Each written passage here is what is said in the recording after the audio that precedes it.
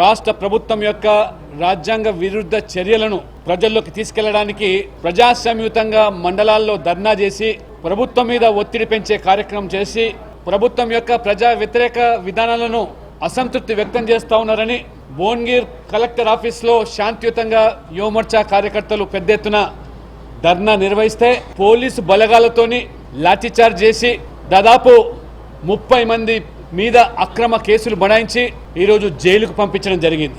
ఈ ప్రభుత్వాన్ని ఎవరు ప్రశ్నించినా ఈరోజు ఒక నిరంకుశమైనటువంటి పాలనకు తెరదీసి వారు తీసుకున్నటువంటి ఏకపక్ష నిర్ణయాలకు తల ఒగ్గాలనే రీతిలో వ్యవహరిస్తున్న ప్రభుత్వ తీరును మేము తీవ్రంగా ఖండిస్తూ ఉన్నాం. మీరు అదే కాంగ్రెస్ పంతాల పోయినట్టయితే కాంగ్రెస్ పట్టిన గతే మీకు పడుతుందని ఈ విధమైనటువంటి అపీజ్మెంట్ పాలసీలు మానుకొని చర్యలు తీసుకోవాల్సిందే తప్పితే ఇవాళ కేవలం ఓటు బ్యాంకు రాజకీయాలకు పాల్పడే విధానాన్ని ఇవాళ మేము తప్పుపడుతున్నాం. 24వ తేదీ మార్చి చలో అసెంబ్లీ కార్యక్రమానికి ఈ పాటికే యువమోర్చా పిలుపునిచ్చింది. ప్రభుత్వం ఎన్ని అడ్డంకులు పెట్టినా ఎన్ని నిర్బంధాలు చేసినా నాయకులను కార్యకర్తలు జైలుకు పంపించినా చలో అసెంబ్లీ కార్యక్రమం తప్పకుండా జరిగి తీరుతుంది.